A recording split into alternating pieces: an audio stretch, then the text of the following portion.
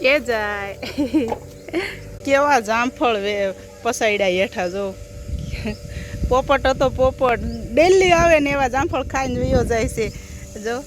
આ તો મસ્તીનું જામફળ છે જામફળ હવે પાકવા માંડ્યા એટલે અમુક અમુક પોપટ છે એને ખબર પડે છે કાંઈ છે ખવરાગે એટલે આવે છે અહીં ખાવા કાંઈક ને કાંઈક જો આપણા આંગણામાં હોય ને એટલે જો પક્ષી આવે જ તે ખાવા કેવો મસ્ત મોટો પોપટ હતો હો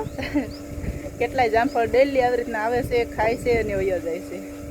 એટલે અત્યારે તો એક જ આવે છે પછી ધીમે ધીમે પોપટ વધતા જશે કારણ કે જેમ જેમ ખબર પડશે ને કે હાલો અહીં ઝાડ ઉપર છે ખાવાનું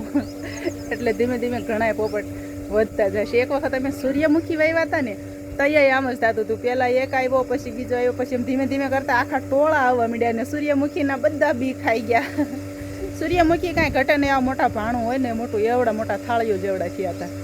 અને આ જો જામફળ તો હજી ઝીણા છે પણ આની અંદર મીઠાશ આવી ગઈ છે કારણ કે ઉનાળાના લૂના હિસાબે આના જે શિયાળામાં જે વિકાસ થાય ને અત્યારે આ 5-6 પકડવીને તોય મુઠ્ઠી ભરાઈને ઓલું એક જ મુઠ્ઠીમાં એક જામફળ આવે એટલો ફેર પડે. હાલો આવજો ભાઈ, ગુડ મોર્નિંગ, જય શ્રી કૃષ્ણ, ખુશ થઈજો. અને આવા કાંઈક ફળ વાવીજો હોય એટલે પક્ષી આવે વગર બોલાવી આવે.